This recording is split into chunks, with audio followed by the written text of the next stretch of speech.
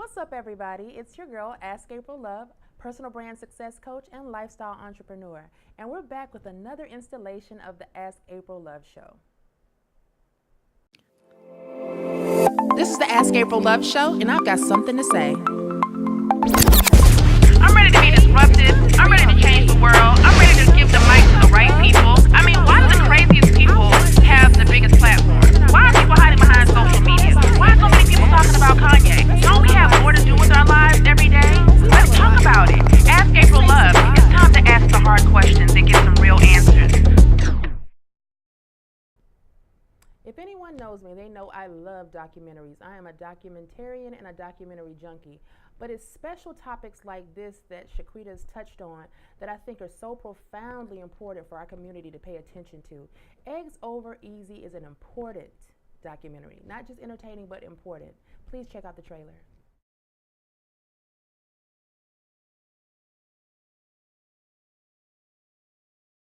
Every day across the country, some woman is being asked the intrusive question of, when are you starting a family? Girl, you know you're getting older.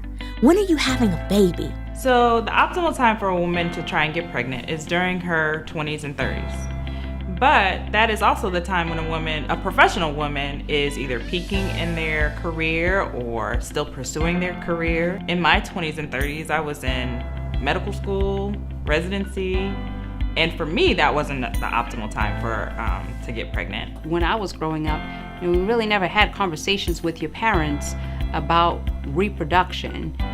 The only thing that you were told when you were young is just don't get pregnant.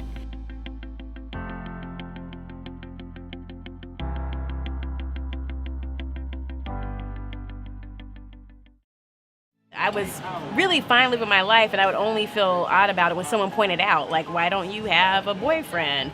Why haven't you been in a relationship for more than a year? Why don't you have any kids? So I didn't feel badly about it or think it was odd, because I was actually happy living my life until other people would bring it up. And then I started to feel like, oh, maybe I'm missing something, or maybe I need to think about it. But really, when I look back on it, it's not something I was really interested in doing. It's never something I've been called to do. I have callings to do other things. I have never felt a calling to have children, and I just had to accept that's who I am. When I made the decision to not have kids, I was 43. And I didn't just wake up one day at 43 and say, oh, I'm not gonna have kids. It was a 13-year process. When 43 came and I realized that my time had passed, the ship had sailed for me having a baby, yes, emotionally it was draining because I would have good days. It's easy to say I'm at peace and go on with life, but things are gonna happen that I would see kids, I would see other people's kids, and I'm like, oh, I want my own babies. So I would still go through periods of depression, or I would say, maybe I can stretch it out. Maybe I can go to 44, maybe I can go to 45. Hell, maybe I can go to 50, and then you start seeing stuff in the media, celebrities, they're having these babies at 48. Then, people start saying, church folks, Sarah had a baby at 54, so you start questioning your decision. Was 43 the right age? Did I cut myself short? I knew in my heart that I always wanted to be a mother. I knew that I always wanted to have a family. And I thought it would be the traditional route of, getting married, having 2.5 children, and, so on and so forth. But my first marriage did not work out, and we didn't have any children. And as time went on, and I was in my late 30s and my early 40s, I decided that not having any, prospects or, men in sight that I would potentially marry, I decided that I was just going to pursue adoption. After my first myomectomy, our fertility specialist insisted that we'd be able to get pregnant like that. She felt like it was going to be an on switch. And, after I recovered, things weren't happening. But I had so many people around me telling me, oh, don't worry, don't stress it. It's the stress that's causing it. It's going to happen organically. Don't worry about it. So, we felt like, oh, you know what? Let's not worry about it and let's just let it happen in its own time. 1 year, 2 years, 3 years, 5 years in. Why? The fibroids came back. 99% of all our female patients they have fibroids. You know, they got fibroids. So we were like, all right, we gotta look into this because there's a pattern emerging here. African American women are 4 to 5 times more likely to develop fibroids than any other race. So it was like, wow, you know, and African American women lead the world in hysterectomies. Estrogen dominance is the root cause of fibroids. So when women have myomectomies, they're getting rid of the result, but they're not tackling the root cause, which is the estrogen dominance. Being an advanced maternal age patient, or AMA, an older pregnant lady, and having a career could create definite challenges and obstacles when you have so many doctor's appointments and tests that you have to go to. I was watching this episode of Oprah, and it was an episode on infertility, and there was women on there sort of talking about their journey. There was one particular woman, and she was so broken about the fact that as a woman, you think that that's one of the things that your body should naturally be able to do. I felt like, yeah, it's sad, and what if you can't have a baby? What if I can't have a baby? Then that means that's not what I was here to do. And there's got to be something else. We don't talk about the shame that we feel associated around stillbirths or miscarriages, because there's this persona that as Black women, we should be able to do everything. When you have a miscarriage, you're supposed to pick up and keep going, because that's what they did in slavery. They just picked up, kept picking cotton, kept going. I was really confused about why people didn't talk about it, but I think it's taboo because you feel like a failure. Women were always told to be strong, go out, do it, you know, be successful. And you get pregnant and then you lose your baby. I mean, whose fault is it except for mine? So you start to believe that, like, I'm a failure, and nobody wants to admit being a failure. And so instead of talking to people and finding closure or finding that healing process that's needed, you keep it all in, you sweep it under the rug, you try to find success somewhere else, but if you don't deal with it, it eats away at you. We were both young and in great physical shape. We never got pregnant, so we had 6 rounds of IVF and never conceived a baby. And after that last round, the doctors said that though we were young and healthy, we probably ought to think about a different way to build our family, because we were broke, we had no more insurance left, and there was no reason to believe that if we continued to just borrow money for IVF that we would have any different outcome. And so at that point, my mom and dad asked if my mom could carry a baby for us. As a general rule, I would say women really should look around at around the age of 30 and ask themselves, am I likely to be able to complete my family by the time I'm 35? If the answer is yes, then great, but please get on with it, okay? Don't drag it out. A lot of women say, well, I wasn't ready, and we waited, and now they're in my office at the age of 40, and we're trying to do IVF at 40. It's very difficult. At the age of 38, I went to a center and learned about the process of preserving my eggs. And I was a bit concerned because they don't recommend you do it at that age. They recommend that you do it much earlier. Technology may have to help some of us, but there's nothing embarrassing or shameful about that. And I've actually met a couple of my egg donor babies. One in particular that looks just like me. The fact that she looks like me really doesn't affect me in any way. I look at my children are my children. And even though, yes, she has my DNA, that's not my child. That's my friend's child. My children are the ones that are home and that I personally raised. So yeah, when people say your eggs are scrambled or your eggs are hard-boiled, or, you know, I get what they're saying, and there is some truth in that. And I think what people are saying is that, you know, when you get older, your chances of getting pregnant are diminished. And so if you haven't been in the situation where you're either, like myself, speaking with patients that have the difficulties with getting pregnant, or experience it yourself, you don't really know how hurtful those jokes can be. I think just having the conversation and thinking about all the different ways you can mother, I think we need to talk about and think about more.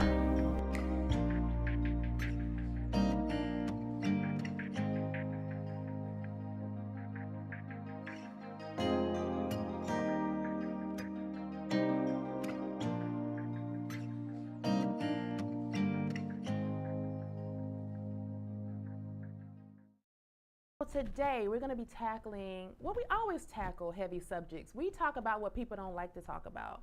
I'm into, like my girl Shanti Das would say, silencing the shame. We don't want to talk about mental health. We don't want to talk about our bodies. We don't want to talk about infidelity. We don't want to talk about the church. We don't want to talk about politics. But these are the things that are impacting our life daily, our children, our communities, and we're going to talk about it. If they don't talk about it anywhere else, we're going to talk about it right here on the Ask April Love Show. And Chiquita Lockley, who's an amazing content producer and a friend of mine, I've known Quita for so many years, and she has been a creative director. She's produced shows, countless shows for Tasha Cobbs, and she's worked with so many people in the entertainment industry that it was very important for me to get her on this show to talk about her most recent project, which is her film, Eggs Over Easy. She's addressing infertility. She's addressing that age-old question, and I get it, and I've gotten it for a number of years. So when are you going to have kids? And even when you have one, they want to know when you're going to have another. People are so intrusive when it comes to your body. And we're going to talk about the fact that people will be surprised that women have today. People are having to be very creative and very prayerful when it comes to starting families. It's not like it used to be in your grandma's day. It's not as simple as I'm going to have my 1.2 kids, my picket fence, my great job, and retire early. Life has changed, and a part of it is definitely holistically when it comes to our bodies. And we're going to get into that, and we're going to talk about some very important topics when it comes to our bodies. We'll be right back with Chiquita Lockley. This is the Ask April Love Show, and I've got something to say. I'm ready to be disruptive. I'm ready to change the world. I'm ready to give the mic to the right people. I mean, why do the craziest people have the biggest platform? Why are people hiding behind social media? Why are so many people talking about Kanye? Don't we have more to do with our lives every day? Let's talk about it. Ask April Love. It's time to ask the hard questions and get some real answers. And we're back. As promised, I have an amazing guest today, someone who I am a fan of, Chiquita Lockley. Welcome. Thank you. Thank you for having me, April Love. Thank you for finding time in your schedule to come over here with Eggs Over Easy. When I heard about this film, girl, I was like, oh my God. It's like the timing, even though I know this is something that's been going on for like decades, like I've been hearing about it since, undergrad, and so many people have had to answer these questions at Christmas and family reunions, and I'm so happy that you took on such a hot topic, but a topic that is silenced a lot. Eggs Over Easy. Can you just tell, first of all, can you share with everyone who you are, because you have a whole resume yourself? Jill of all trades. Well, my background, I work in two areas. So one is film and documentary work and television work, and then the other is faith-based in the nonprofit world. So I've been in both spaces as a producer and director for the film and television content creation, and then in the church world, I go into churches and kind of like help Olivia Pope their AV teams. I've seen you do that firsthand. And get their visuals in order.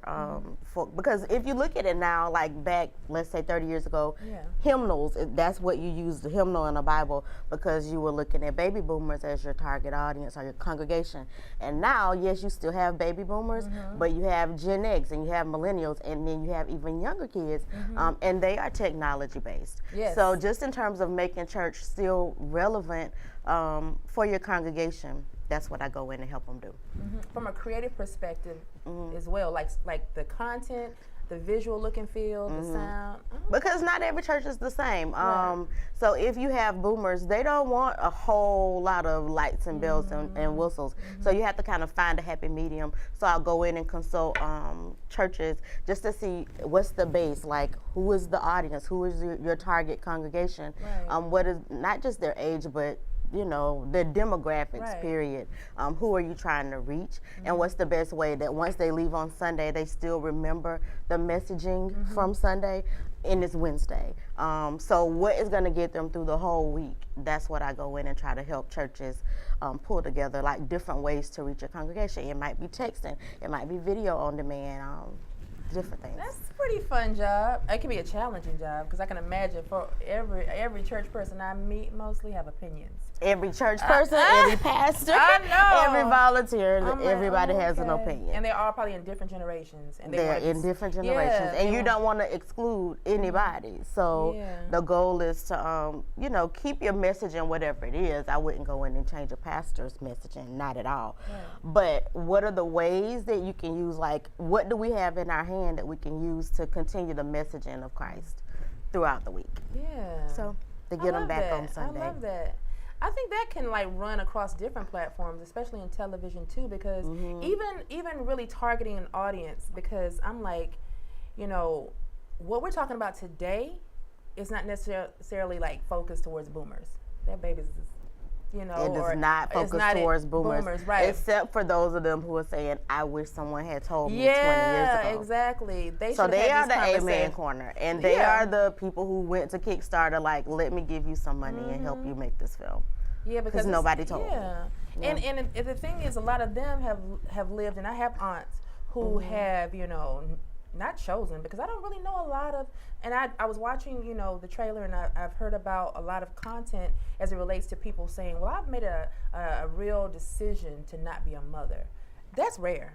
I know a lot of women. It's not rare. We don't hear about it. It's child-free so it's called child-free by choice. And if you do follow the hashtag of child-free, you'll find a whole community of women who they don't want to have children, and they are like penalized by society for not wanting to have children.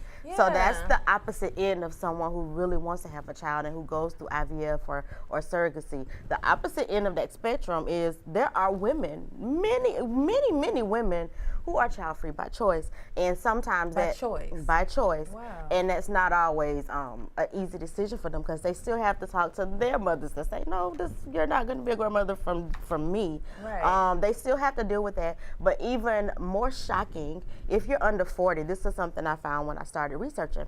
If you're under 40 and you don't have children, and you go to your physician to ask for your tubes to be tied, or tubal ligation, they don't want to sign off on you having the tubal ligation. Is just like paperwork, and did you go and have see a therapist, like, are you sure about this decision? So we talked to women in that position. You have to basically go to this Reddit link. There's one link on Reddit that'll show you doctors in the country and in Canada who are willing to one link who are willing to help you tie your tubes if you don't want to, like sterilization, if you don't want to have children. Wow. And so when I ask doctors, gynecologists, why is this a thing? Right. They don't want to deal with the liability of you changing your mind if you're 25 and say you don't want to have children, and then you're 30 and now you want to have children. What is the backlash of that for doctors? So there are levels to this challenge for women who are child-free by choice. Wow, who knew that was such a thing? And some are child-free not by choice. You might age out or have a medical condition, but there is a community that's child-free by choice. Okay, that's awesome. Okay, well, and surprising. Yeah, very surprising, because it's like that's the kind of conversation. That's a hard conversation to have. Yeah. Because if you've been asked numerous times by your family members, let's say you're the only girl and you have like 3 brothers, even though you can of course get grandchildren, through your sons or whatnot, but to make that decision, it feels like you just, I'll tell you later, because you can imagine the kind of stuff you're going to be bombarded with or whatever. And then don't get into the Bible of it all. You're supposed to. Yes. Oh, Lord. Okay. Which is a whole other level. Okay, so let me tell you, we have amazing segments. I like to call them amazing. They feel amazing to me, but we kind of break everything down into love me, teach me, show me, and at the end, I'll tell you what that 4th one is. Okay. And in the love me section, we're going to I kind of backtrack a little bit, because you are a documentarian. And like you started out, with your bio, you have creative directed and, produced content for clients. What is it? Love Me is about your passion. It's about coming to terms, whether you came to it early, you can share with us, or did you know all along that you would be doing this and producing this kind of content? Or was it something where you had an epiphany and you were like, okay, this is the time? So you've taken these skills and this experience, and now you're the actual producer, the executive producer, and this is your content you've directed, written, shot, and releasing. So talk to us about, what we love about you personally. What brought you into the point of getting ready to shoot this? Okay. So I'll start with the fact that I'm a storyteller. Okay. So when I was little, I think parents should always watch their children because whatever they're leaning towards, that's probably where they're going to end up. So I distinctly recall being at a football game. I was probably maybe 4. I was probably 4. I don't think I was in kindergarten yet. But my mom, 2 of my aunts, and we were at a football game in my hometown, Jessup, Georgia, Wayne County. And we're going to state, just in case anybody's wondering. But we were at a football game. A woman who was sitting right above us dropped her purse. And I was like, I see it. It's underneath. And I created this whole story, and it was an alligator. And I remember this. And my mom was like, you're Pinocchio, and your nose is going to grow because you are a storyteller. And when I think back on it, that's probably the first time, and my aunts were all like, girl, you do not see alligators underneath the bleachers. You don't. But I had this whole story about where her purse was, and it probably wasn't. So you never even saw the purse? I don't remember seeing the purse, but I was little. Yeah. Maybe I saw a purse, but let's just say I didn't. Okay. But I remember that story because it was a swamp and alligators and just all the stuff that I had made up. And they were like, you are a storyteller and your nose is going to grow like Pinocchio. Then maybe a year, I was in 1st grade, I won my first award for writing a story, a poem. So I have always been a writer. I have always been a storyteller. So we knew that was going to happen. 4, 3. So I always knew that, I was very good at storytelling. Went to Spelman, got a degree in English. My plan was to go to law school. My 3rd year, my constitutional law professor was like, this is a terrible idea. Like, this is a bad idea for your life. You should go talk to your counselor, and you're a great creative writer. Like, why aren't you doing something with that? What about film? What about theater? So I talked to my advisors, end up at Emory getting a master's. I have a master's in film studies from Emory. So I knew that I would be telling stories. I just didn't know how I would be telling the stories. So I've worked, for years in just documentary work or faith-based content. Fast forward to about 4 years ago with this particular project, I met my gynecologist, and she says to me, oh, you have a birthday coming up. Your eggs are turning 40. That's what she said. Wow, okay. Do you know what you want to do with them? So when she said that, April. I knew where my next vacation was. I knew my next work gigs. I had not given any thought. Because in my head, it's like, okay, if I get married, then I'll have kids. In the meantime, my life is still moving. Like, yes, that's the thing. I'm not a person to just be in a box because these other pieces. Like, I'm living my life, and I'm trying to live the best life that I can have. Okay. So when she said that, I hit pause, whatever else she said in my appointment, I do not know. But I started thinking about it. Like, well, do I have a plan for these eggs? Have I given this thought? No. So 2 months later, we're at Christmas. My aunt, who doesn't have any kids, is like one of the lights of my life. Love her. And she has done everything. She traveled the world. She's done anything she wanted to do. Like, she would take cruises all the time. And that's how I knew when I was younger, if I want to travel, I can, because she's like in Mexico, or she's wherever she wants to be. So this aunt, out of the blue, for Christmas, in the middle of our family, we were watching a television show. In the middle of the show, she stops and is like, well, Chiquita, have you given any thought that if you want to have children, you're 40 now, and if I have one life regret, or if there was something I could do over, that would be it. Oh, that was a full stop wow. for me. Okay. Because we're so much alike. And now she's 65 now, so she had just turned 60, right past 60. Okay. And I had to think about that because, first of all, she wouldn't tell me anything to harm me. Second of all, we are very, very much so alike. So if I'm not thinking about it at 40, but this might be something that, I have issues with 20 years down the road, this is who will tell me that this is what's going to happen. So that's when I really started thinking about it. Fast forward a couple more months. I'm at a birthday dinner with a soror, and everybody at the table had some type of feminine issue, whether it was fibroids, needing a surrogate. The person who was sitting beside me, she and her husband, they had just gone through, they had miscarried. Okay. From donor eggs. And I didn't know what international donor eggs. I had never heard Wow. of an international donor egg. So it was like everywhere I wouldn't bring up the topic. This would just become the topic. So it was chasing me, and I'm like, okay, I'm gonna tell this story, and I'm gonna take 3 months, and I'm gonna use a little bit of my savings, and this is gonna be a short documentary just to say, hey guys, something's happening over here. We need to put some attention on it. Once I told one person, they would tell a person, and everybody would call or text and say, well, Quita, you need to talk to my friend, such and such. Everybody has somebody. They use IVF, and most, like, I knew these people. Yeah. So these are people that we go to brunch with. Like, these are my girls. We talk about, like, everything, life, everything. We had not been discussing this. And I thought, if my friends aren't discussing what's happening with our fertility, like, nobody is probably talking about this. I started Googling. Nothing was happening. About a year passed. Being Mary Jane had an episode where Gabrielle Union as Mary Jane, she had an egg freezing done on the show. That was it.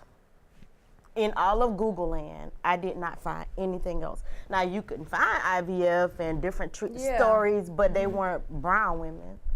So it was literally, that was all I could find.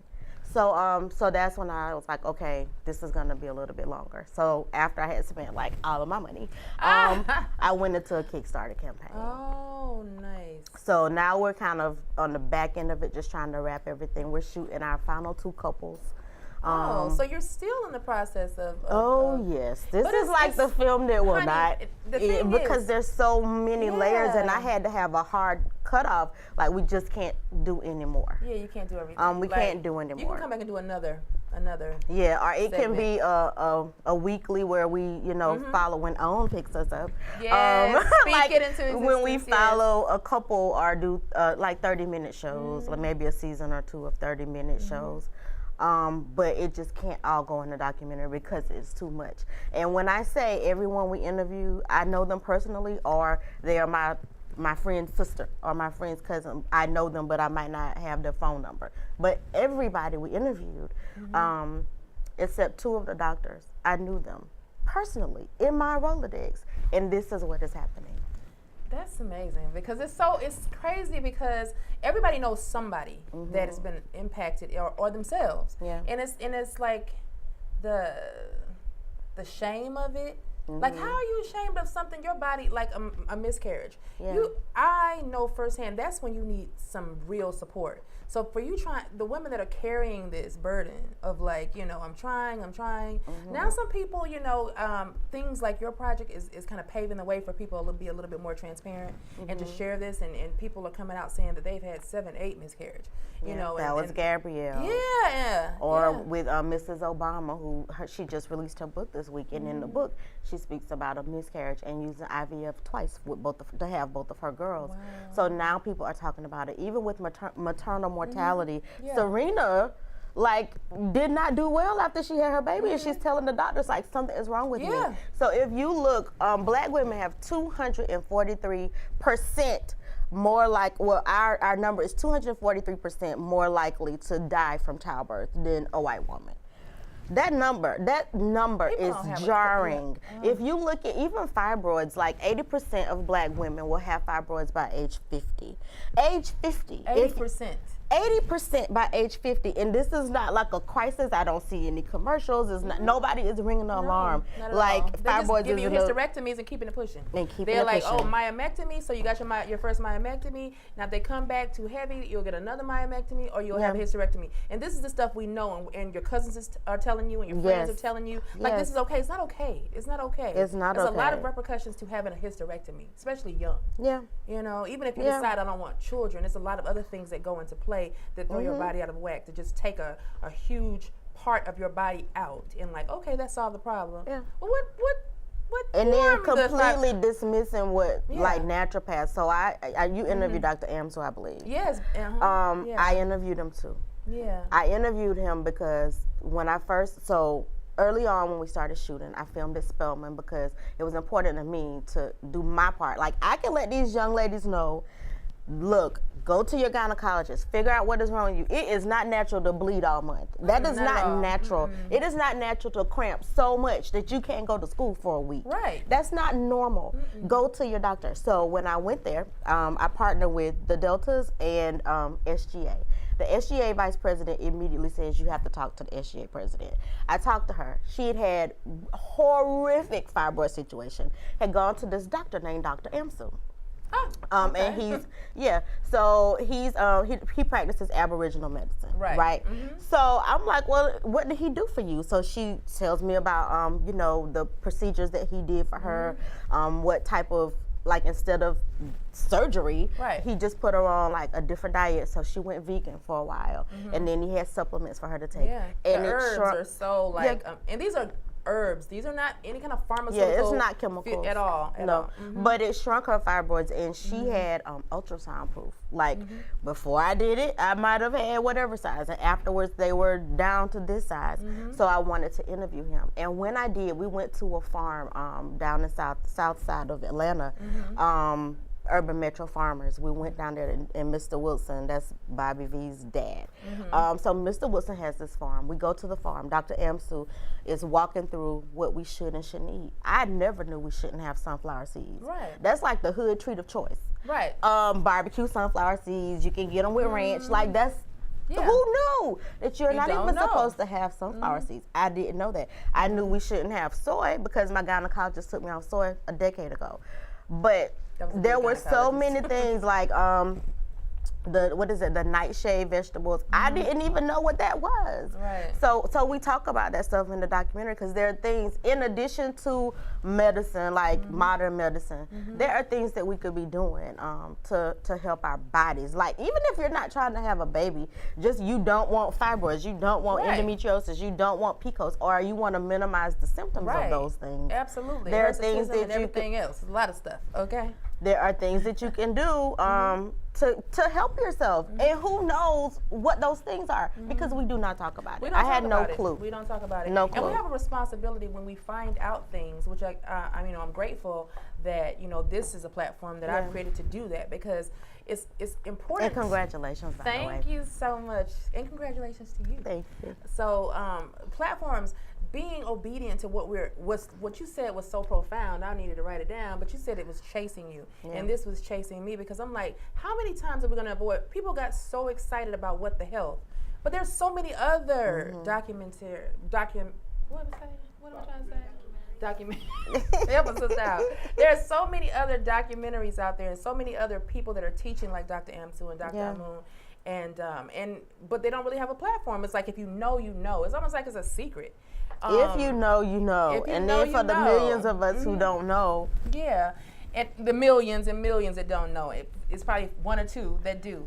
And it's not that I think people are trying to keep the information from us. I just don't think it's as easily accessible. It's not floating around like tons of options in Netflix, so it's important to continue to do this work and make this research known. I was able to actually really talk a friend out of her most recent myomectomy because I'm in that same program with the herbs, with the doctors. Okay. Yeah, because they were so ready to do a myomectomy. I have 5, and they've gone down to like a dime size. That's Are you not vegan now?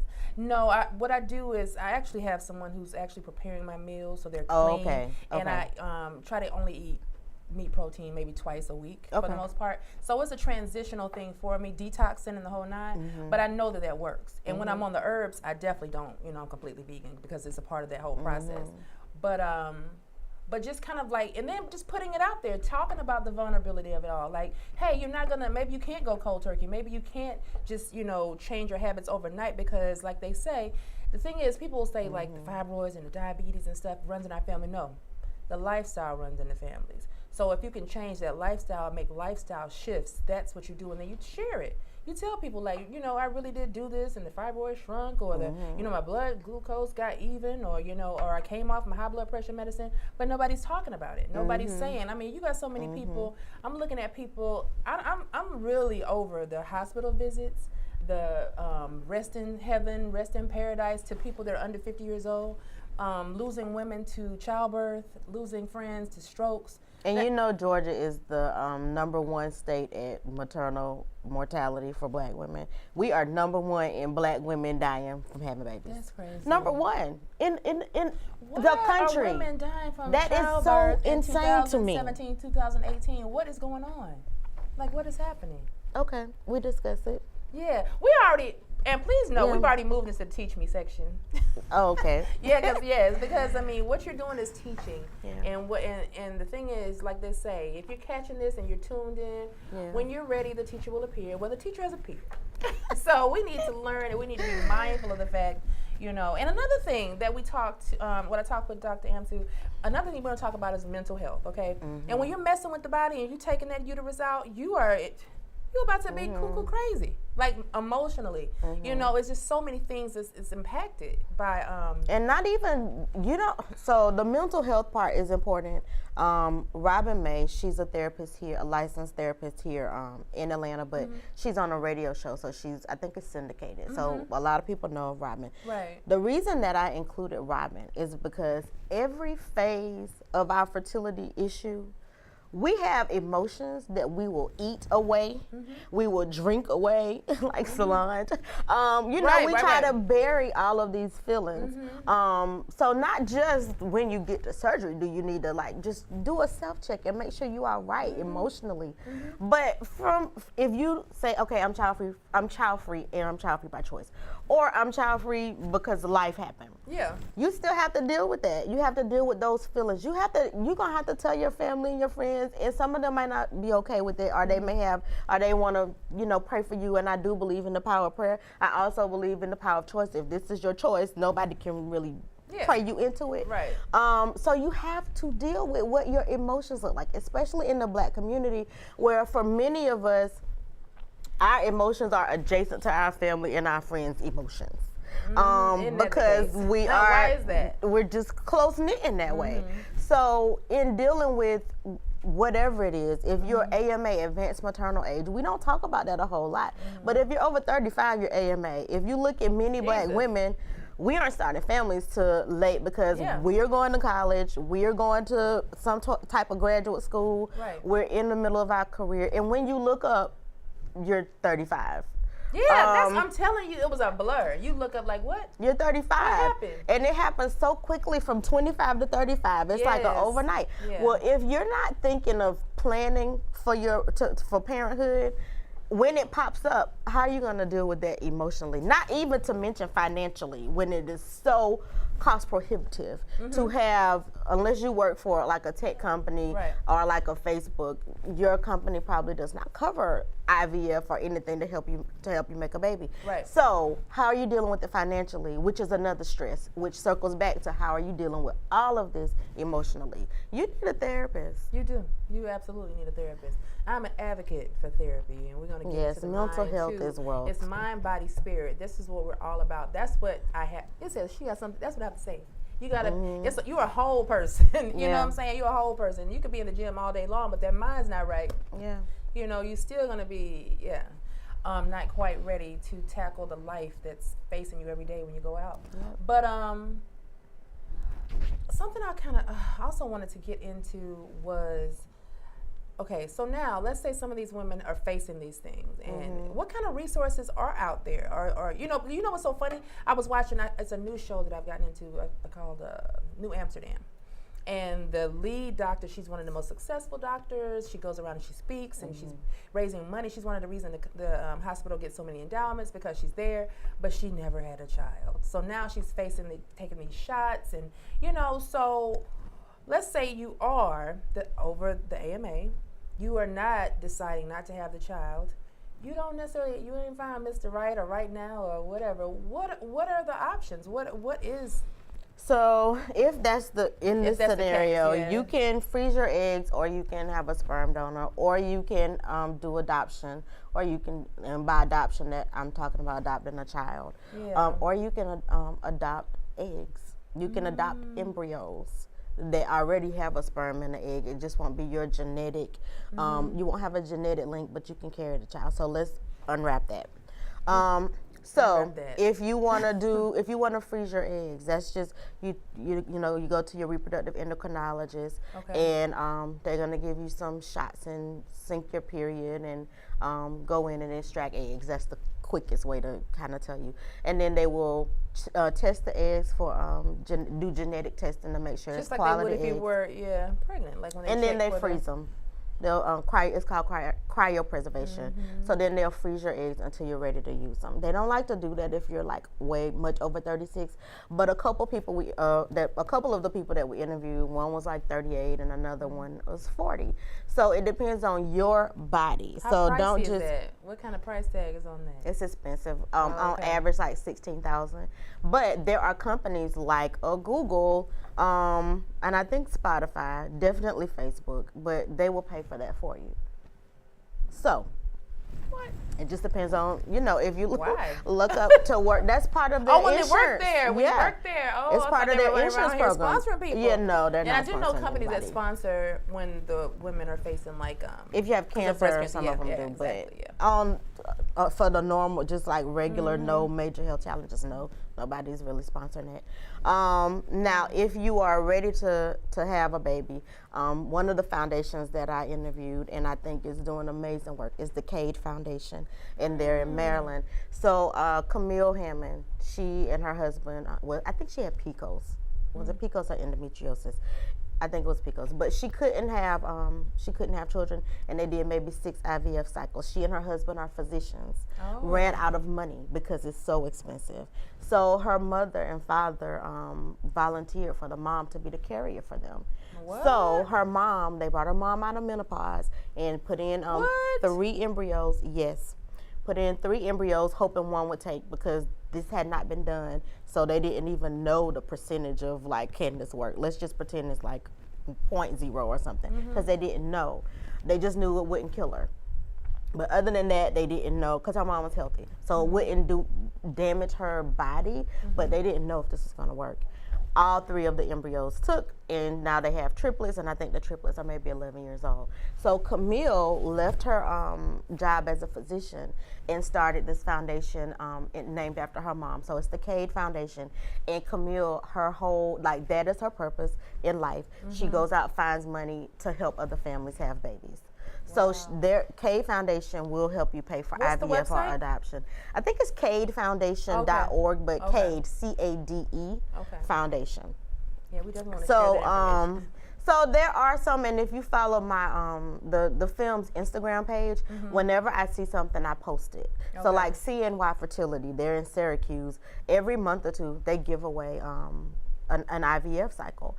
So they partner with us, and that's one of the couples we're following and covering because they won the lottery, so to speak. But every couple of months, CNY, they'll give one away. So you have to look and be diligent. In your research, have you IVF is safe? Yeah, it's been safe for the past maybe 3 to 4 decades. Well, it's about 4 decades old. Before that, they were just trying to work through the pieces. But it's been safe now. I think maybe it was in April, I believe it was. But the oldest IVF baby turned like 35 or 40. It was some major number. So it's been safe for a while.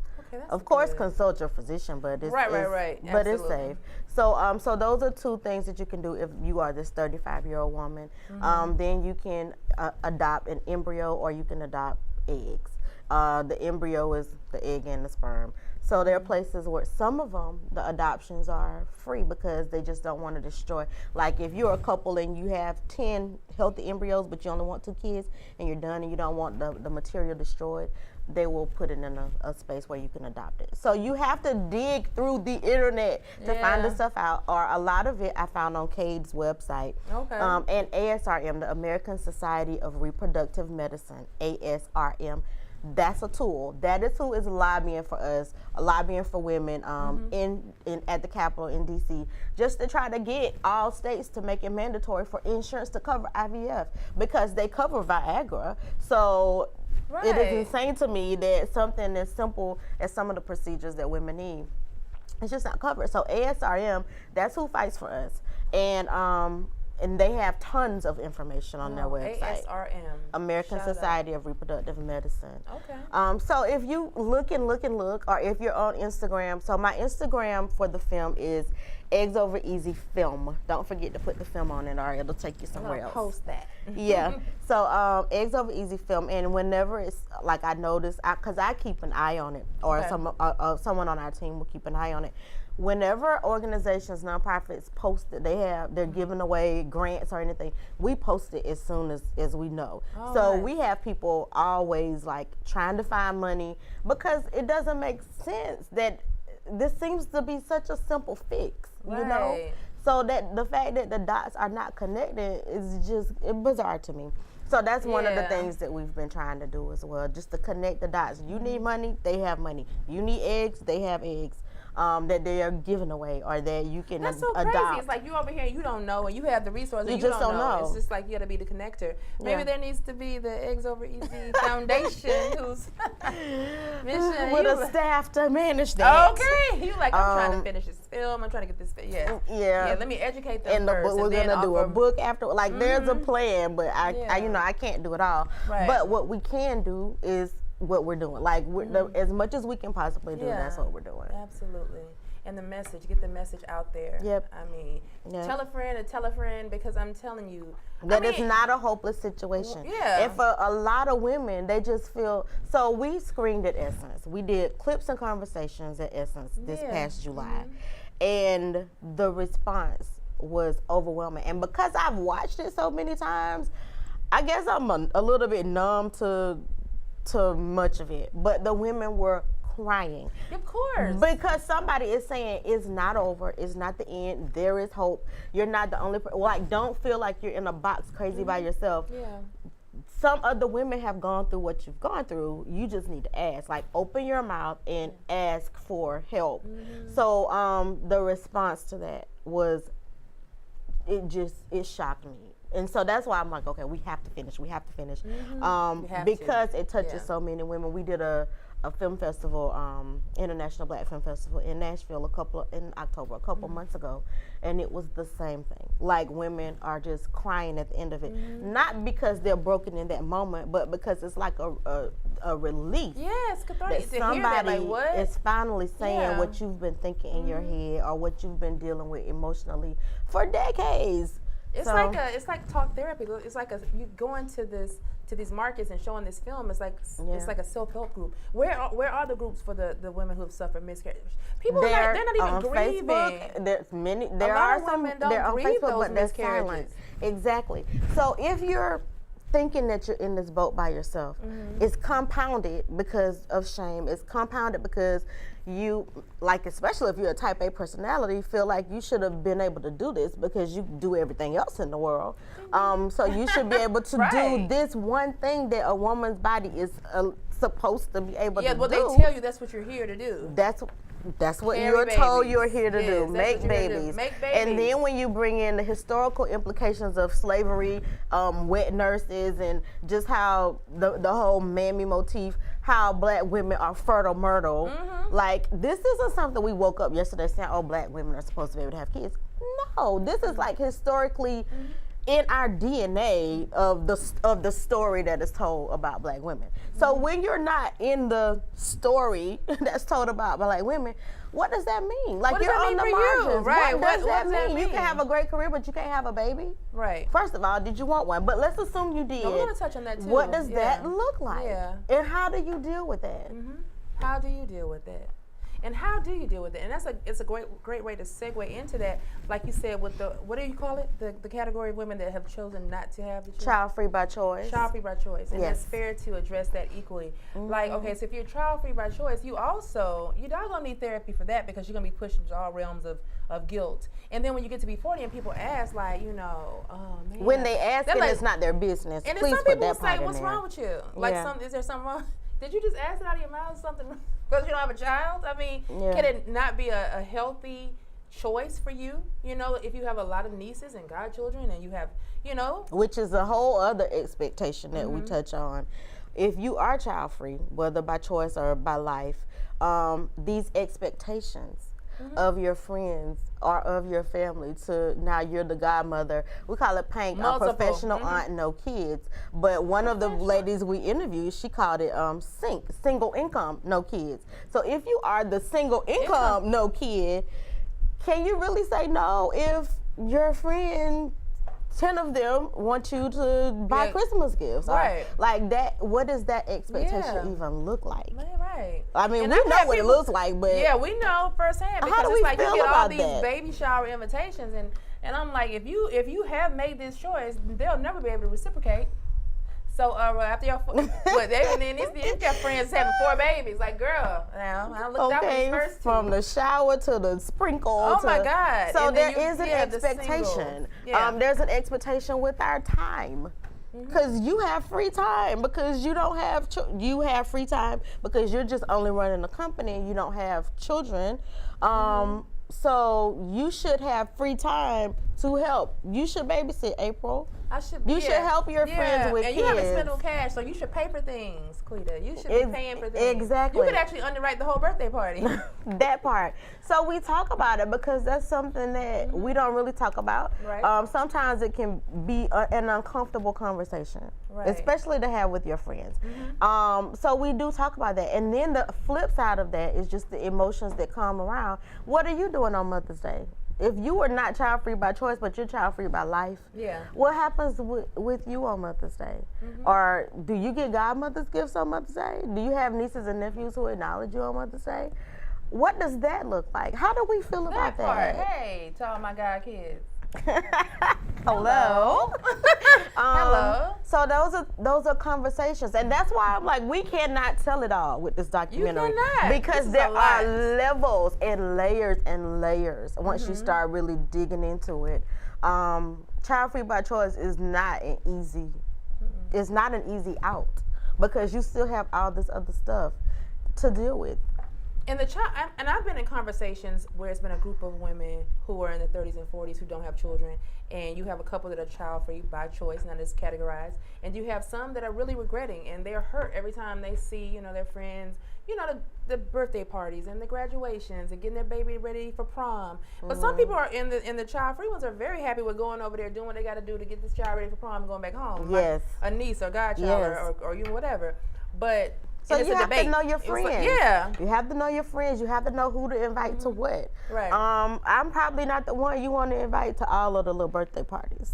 But if they're teenagers, I'm not. They have to be like a little bit older. A little bit older. Yes, we all figured that out early. But if they need to get dressed for the prom, call me. I'm the one who can help. I know I'm not. You gotta get a little bit older. You have to have my sister give a testimony. I'm not very good with little children. Doesn't matter who they are. He's cute. Here you go. No, I mean, I can engage, but I'm better when they're a little bit older and can talk to me and have, their personality is a little bit older, just a little bit. You can communicate. No diapers, that sort of thing. So you just got to know what you're working with, and that's a conversation that we don't have. We don't really have. So this is good. This is really good stuff. So we're gonna take a little break, and we're gonna come back with Shaquita. I'm sorry, I'm cutting. Shaquita is fine. Okay, with Shaquita, because we want to get into the show me. Because if you hear her, you see that this is like, she allowed her passion to overtake her and catch her, and now she's acting on it, and now she's gonna show us how we can do the same. We'll be right back. We'll be back. Now. 4, 3. And just like that, we're back. We are back. So, oh my God, Miss Shaquita has taught us on today a lot. We are able to see, how her passion was able to catch her, overtake her, and she executed and brought us Eggs Over Easy, the documentary. Still a work in progress, and it seems like this is going to be going on because this is something that's so necessary. The conversation is going to come up among so many women and even men this coming holiday season, at Thanksgiving, at Christmas, that's the question. People want to know, where are my grandkids? Where, when are you going to have kids? You guys are going to make beautiful children. Even some couples have made decisions to not necessarily be parents. And people are shocked by that, but you have to allow people to have their own new normal. Or maybe they're trying, and so it's not your business to ask them. Oh, I love that. You don't know what somebody's going through. I saw that on the site. You said something about, was it my body, my business? What was it? My uterus. My uterus, my business. Yes. Hey, hashtag that. Coined it. Okay, love it, my uterus. And I plan to keep it too. So all these doctors that keep trying to get these hysterectomy quotas up. But yeah, so it was so many things that we learned today that I am going to lean on. I didn't know it was a category for those that have decided to just not be parents. That category is called child-free by choice. Child-free by choice. Okay. Not childless, because that means you're lacking something. Right. But child-free. What? Yes. So you can be child-free by choice. Did you know you had a choice? You had a choice in the matter.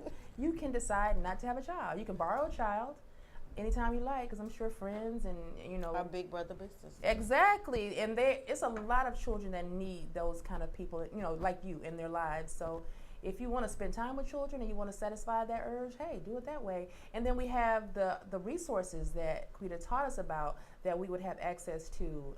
You have options when it comes to if you want to become a parent. Yeah. If you don't necessarily, if you've aged out, or if you are a couple that are, you know, are failing with the IVF. I don't want to say fail, but have tried IVF and maybe it's not working, or IVF is a resources for you that you have not tapped into, and because I guess it's cost prohibitive. Cost prohibitive. $25,000. Not everybody has a random $25,000.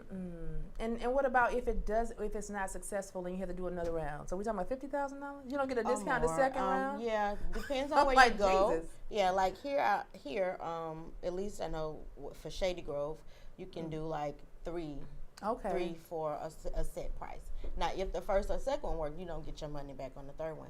But at least you have the security knowing that if the first and second don't work, you still have a third trial. Oh, that's good. That's more reassuring, because I'm like, my goodness, you got to take out a loan or something in order to even try. And then you have, we talked about other resources, and we're going to definitely post those organizations that you mentioned that are super resourceful, because it's very limited information, as you heard her mention earlier, online. But go looking. Don't stay ignorant to the fact, and then you don't know because you haven't researched. And then there's always adoption, like like our mayor here in Atlanta did. Atlanta got a mayor named Keisha. Yes, and she made a conscious decision to have it all and be a mother. Yeah. So, and you can too. So now we're going to get into the fact that this platform exists, and this documentary is coming to you, which I see several parts of it. It's going to be going on for quite a while, and that's a blessing. We're going to talk about how she allowed this to happen. She was open and obedient to what she was called here to do. Now, did you have all the resources? Did everything line up like dominoes? Can you just tell our audience how they can also, you can show us now. This is our show me section. Okay. How did you make it happen? So I have 4 Ps, and it's not just for this documentary. I need to take notes. But I think it can help people, with whatever it is that they're working on, or whatever the assignment is on their life, what they're called to do.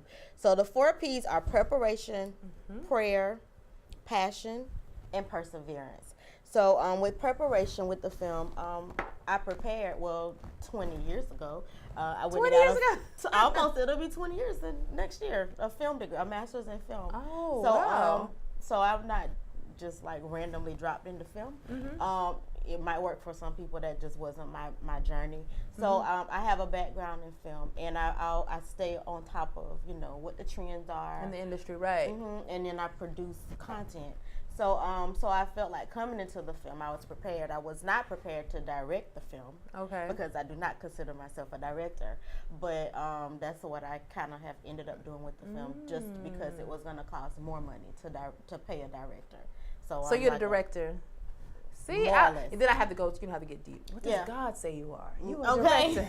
So you may not say it, but you are a director. Yeah. Right. So I ended up. It was just cheaper to fly with 3 people than 4, or 2 people than 3. So So I would say preparation. And because I am a producer by trade and education, all the back work, I did it way in advance, so that if we were gonna have problems, it would just be the directing stuff. It wouldn't be like stuff that business stuff. It wouldn't be the backside of it, because I did that far enough in advance to not have problems like permits and that sort of thing. See, all those years of producing insurance. for others prepared you to, Yeah, just being in the background, working away, was like the second school. I call it the PhD of life. Yes. So that's kind of what I would suggest. Just whatever your field is, make sure you're prepared. So when an opportunity does come, you're not slipping because you didn't take the time when you thought that nothing was happening. God is always working behind the scenes. Something is always happening. But if it doesn't look like anything is happening, you might be chilling or you might be on to like 20, 30 other projects. So you're not necessarily honing your gift. Okay. So I would just say be prepared. Then prayer. This project took a lot of prayer because I didn't want to do it. I knew even if I did it for like 3 months, that was going to be a lot of work, just lifting it on my own. And I had to keep reminding myself that I wasn't doing this by myself. Right. And so that's why prayer should probably be number one. But I had to keep reminding myself and stay prayerful. And there were miracles like every day. Sometimes I would need a venue to like shoot my interviews, and the cost would be thousands of dollars that I did not have for this because I needed to pay a crew. And miraculously, the price would drop to something that was within my budget. So let me tell you, when you pray and like quiet yourself with whatever it is you're working on, I think that helps you cut through red tape because I could have been going to like locations where I didn't have favor. But just being quiet and prayerful and listening to like what I felt Holy Spirit was speaking to me, like call this place. Well, why would I call them? It's $10,000, and then I just call them anyway, and it's $2,000 for me. For you, the favored one. Yeah, people that I don't know. That happened so many times. I had to shoot in New York. I'm like, oh my God, where are we gonna stay? It costs so much to shoot in New York. I'm talking to somebody, I mention it to them, and they're like, oh, I have an apartment in New York. What? So then we could stay in an apartment in New York, and I didn't have to pay. That happened time after time after time. And I must say, I can't forget to say this. So another executive producer, I'm not the only producer on this project. Okay. Felicia Fant. Oh, Felicia. Yes, Shout out and Felicia. Karen Cook, they're the other producers on the project. And Ramani Kelsey, she went to Spelman with me, and we interviewed her. She's a physician, so her practice came in, and they came in as an investor, family and friends, and then Kickstarter. So let's circle back to Felicia. Felicia has been a miracle for this. Like, she is an answered prayer. So a lot of times, if it was something that I needed, or like somebody that I need access to, or so I would say, I have to say this. I'm not the only producer on the project. It's my, call and my baby, but a lot of people came on board to help, and so we have multiple producers. Okay. Felicia Fant is an executive producer. Karen Cook is a producer. Ramani Kelsey, she went to college with me, and she's also in the film. She's a physician, and her practice came on as one of the investors that just try to help us get the project made. So with Felicia, she was an answer to one of those prayers. And it has not been a person that I needed to reach out to, or a venue that I needed that I couldn't get on my own, that she has not been able to make happen. Wow. So in talking about prayer, prayer is at the top of the list because, you need resources. Or you need to know where the resources are. So when you quiet yourself and you're prayerful about it, I believe that's how you cut through red tape. Instead of chasing everything and chasing every lead, it kind of narrows down what your direction should be.